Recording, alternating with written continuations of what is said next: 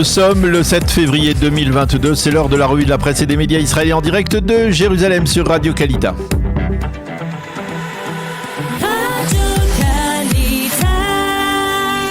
Radio J, la revue de la presse israélienne, en direct de nos studios de Jérusalem.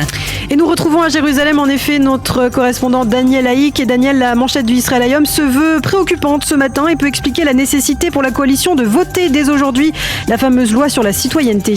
Oui, rappelons Ilana que cette loi dont l'application a été suspendue depuis plusieurs mois interdit d'accorder la nationalité israélienne à des Palestiniens qui se sont mariés avec des citoyens arabes israéliens selon le Shin Bet. Et c'est donc la manchette du Israël Hayom de ce matin. Le Shin Bet qui aspire à ce que cette loi soit votée sans délai. Le Hamas aurait réussi à recruter des jeunes qui sont issus de ces unions, de ces réunions familiales. Selon les documents remis hier par le Shin Bet au gouvernement, certains de ces jeunes recrutés vivent aujourd'hui à Lod, Rehovot et dans la communauté bédouine, en particulier dans le sud du pays. Et relation de cause à effet, c'est donc aujourd'hui que la Knesset doit voter en première lecture la loi sur la citoyenneté, une loi qu'Ayelet Shaked, la ministre de l'Intérieur, qualifie de critique pour la sécurité de l'État. Pour Mati Tourfeld, ce matin dans le Israël Hayom, ce vote va être l'occasion pour l'aile droite du gouvernement de faire un peu de muscle et de faire passer cette loi grâce au soutien d'une partie de l'opposition contre l'avis des partis Meretz et du parti Ra'am.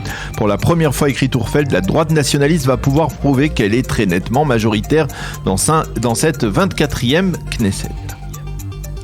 Mais en marge de ce vote, le Israël Hayom révèle une faille dans le projet de développement autour de Ma'ale Adoumim. Oui, en effet, selon le quotidien gratuit et son expert sur Jérusalem, Nadav Shragai, les États-Unis et le parti Meretz auraient réussi à faire pression pour geler le projet de réunification entre Ma'ale Adoumim et Jérusalem, un projet qui avait été déjà gelé par Netanyahou pendant plusieurs années avant d'être repris par lui vers la fin de son dernier mandat. Il s'agit en fait de cette fameuse zone E1 qui permettait d'offrir une continuité territoriale entre Jérusalem et Ma'ale Adoumim au nord-est de la capitale. Ce gel actuel provoque la colère du maire mythique de Ma'ale Adoumim, Benny Kashriel.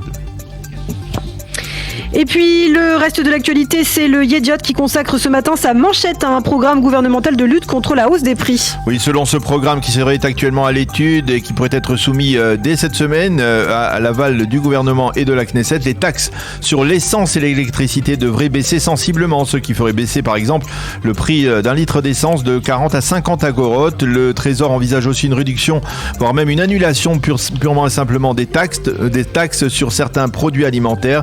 Naftali Bennett est favorable à une baisse de l'imposition pour les couches sociales les plus défavorisées.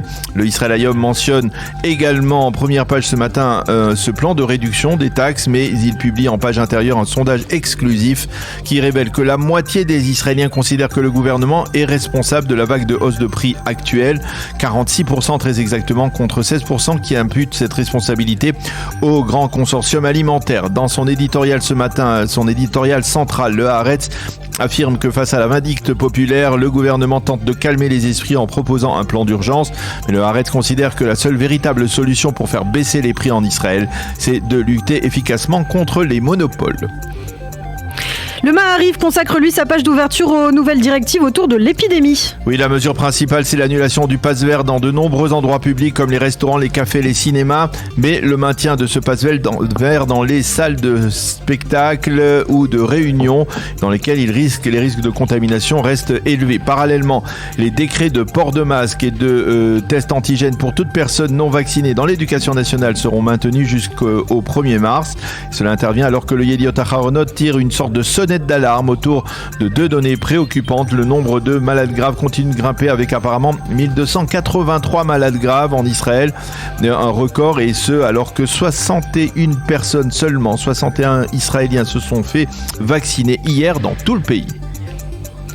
Dans le Yediot Aharonot à présent, la police dans le collimateur du journal ce matin sur fond d'usage illégal du logiciel Pegasus. En effet, 3 des 4 extraits d'éditoriaux qui figurent en première page du Yediot sont consacrés à la police et à son comportement plus que problématique dans ce dossier concernant les logiciels Pegasus qui nous espionnent apparemment. Nous allons y revenir dans quelques instants, mais sachez que ce matin, bien la palme du scoop de la matinée revient encore au quotidien économique Calcaliste, qui est d'ailleurs lié au Yediot Aharonot et qui fait de nouvelles nouvelles révélations sur l'utilisation apparemment illégale par la police du logiciel Pegasus sur les téléphones portables de nombreuses personnalités. Il s'agit de plusieurs anciens directeurs généraux de ministères et surtout de plusieurs personnalités incriminées dans le dossier 4000, comme l'ancien directeur de Bezek, l'épouse de Shaul Alovitz, Iris Alovitz, et même Avner Netanyahou, le fils de l'ex-premier ministre. D'emblée, on parle ce matin sur la radio israélienne de véritables tremblements de terre politique, et le député Likoud Israël Katz appelle à l'annulation pure et simple du procès de l'ancien premier ministre. Et pour revenir aux éditoriaux, le Yediot Aharonot, dans le Yediot Aharonot, donc Limor Livnat, l'ancienne ministre de l'Éducation, suggère au ministre de la Sécurité intérieure et au patron de la police de saisir l'occasion qui se présente actuellement pour faire un tikkun, une amélioration. Pour Einat Shiv, c'est déjà trop tard. Le patron de la police, Kobi Shabtai, doit s'en aller tout de suite. La police a méprisé ces dernières semaines les enquêtes des journalistes qui ont révélé son usage illégal du logiciel Pegasus. Et selon Einat Shiv, Shabtai n'est pas apte à procéder au tikkun et à la restauration de la police, et ce même si les principaux reproches dans l'utilisation de Pegasus ne se rapportent pas à son mandat. Enfin, Nahum Barnea a écrit ce matin dans le Yediot Aharonot: si les droits de Netanyahou en tant qu'inculpé ont été affectés par l'utilisation de Pegasus par la police, eh bien il doit pouvoir bénéficier de la protection de la cour, et ce même si le prix à payer affaiblit douloureusement le parquet.